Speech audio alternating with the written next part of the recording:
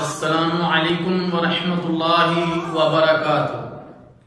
الحمدللہ وکفا والصلاة والسلام علی عباده الذین اصطفى اما بعد اللہم صلی علی محمد وعلی آل محمد۔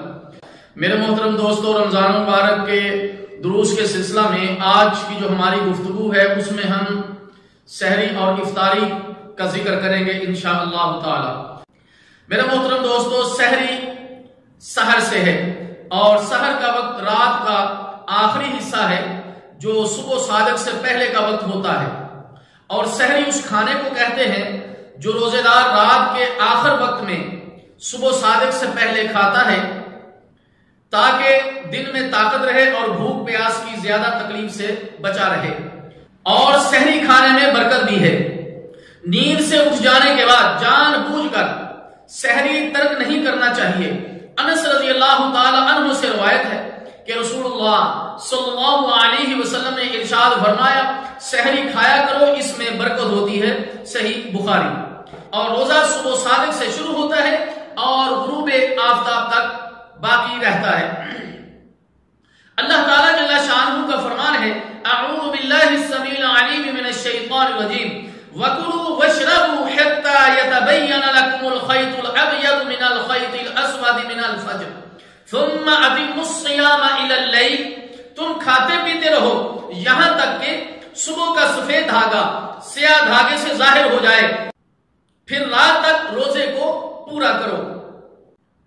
سحری کے لیے آذان، نماز کی طرح سحری کے لیے آذان کہی جا سکتی ہے۔ رسول اللہ صلی اللہ علیہ وسلم کے زمانہ مبارک میں سحری کے لیے آذان ہوتی تھی۔ اس آذان سے یہ مقصد تھا کہ تہجد گزار لوگوں کو معلوم ہو جائے کہ سحری کا وقت آ گیا ہے تو وہ تیاری کر کے کھا پی لے اور سونے والے جاگ کر کھانے پینے کا بندوبست کر لیں۔ رسول اللہ صلی اللہ علیہ وسلم نے فرمایا، بلال کی آذان تم کو سحری کھانے سے نہ روکے، کیونکہ رات کو آذان اس لیے دیتے ہیں کہ شب بیدار لوگ واپس ہو جائیں اور سونے والے بیدار ہو جائیں، صحیح بخاری۔ مطلب یہ ہے کہ جو رات کو جاگ کر تہجد پڑھ رہے ہیں وہ سحری کھانے کی طرف آ جائیں، اور جو لوگ سوئے ہوئے ہیں وہ بیدار ہو جائیں اور سحری کا انتظام کریں۔ دوسری حدیث میں فرمایا، بلال رات کو آذان دیتے ہیں، تم اس وقت کھاتے پیتے رہو یہاں تک کہ عبداللہ ابن ام مکتوم کی آذان سنو، کیونکہ وہ صبح کی آذان دیتے ہیں، صحیح مسلم۔ ان دونوں حدیثوں سے پتا چلا کہ سحری کے لیے آذان کہی جا سکتی ہے۔ افطاری کا بیان، روزہ کھولنے کو افطار کہتے ہیں۔ آفتاب کے غروب ہو جانے کے بعد روزہ کھولنے میں تاخیر نہیں کرنی چاہیے، لہذا جو ہی سورج غروب ہو روزہ افطار کر لیا جائے۔ رسول اللہ صلی اللہ علیہ وسلم نے ارشاد فرمایا، دین ہمیشہ غالب رہے گا جب تک لوگ افطاری میں جلدی کرتے رہیں گے، کیونکہ یہود و نصارہ افطاری کرنے میں تاخیر کرتے ہیں، سنن ابی داؤد۔ ایک دوسری حدیث میں فرمایا، میری امت ہمیشہ بھلائی میں رہے گی جب تک سحری میں دیر کرے گی اور افطاری میں جلدی کرے گی۔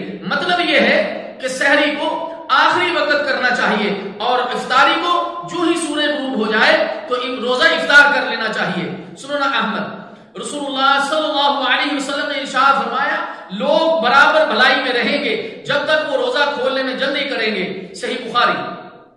ان صحیح حدیث سے یہی ثابت ہوا کہ افطار کرنے میں جلدی کرنی چاہیے اور روزہ دیر سے کھولنا یہود و نصارہ کا کام ہے۔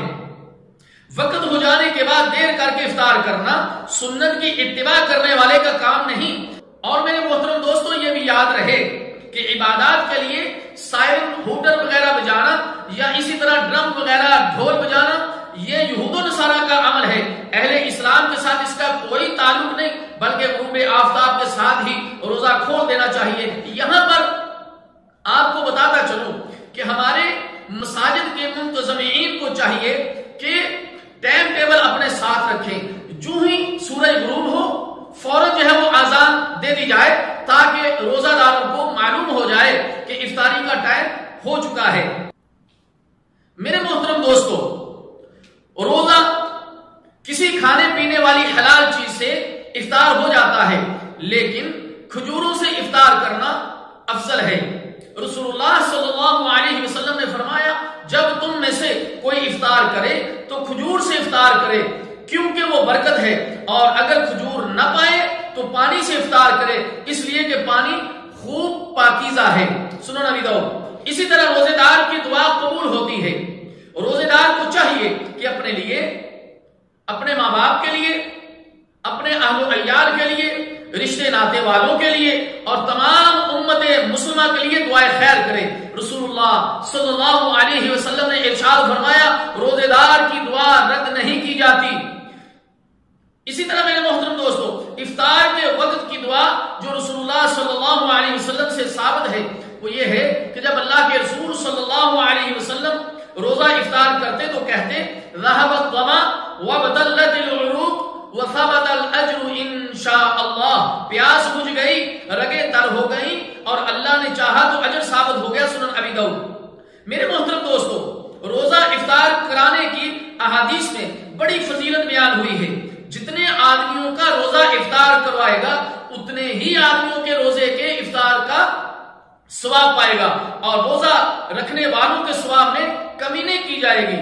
رسول اللہ صلی اللہ علیہ وسلم نے ارشاد فرمایا جو کسی روزے دار کا روزہ افطار کرا دے یا کسی غازی کا سامان مہیا کرا دے تو اس کے برابر اس کو ثواب ملے گا۔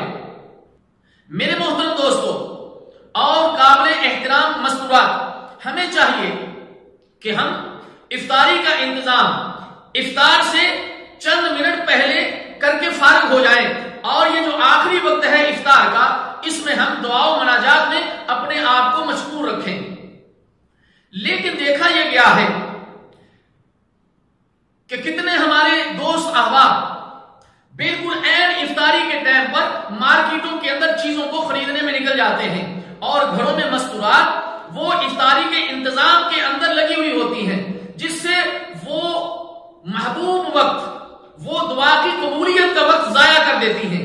تو اس لیے تمام مسلمانوں سے یہ گزارش ہے کہ افطار سے چند منٹ پہلے اپنی افطاری کا انتظام کر کے آدمی خوشو اور خضو سے اپنے رب کی طرف توجہ کرے اور دعا و مناجات کے اندر اپنے وقت کو لگائے۔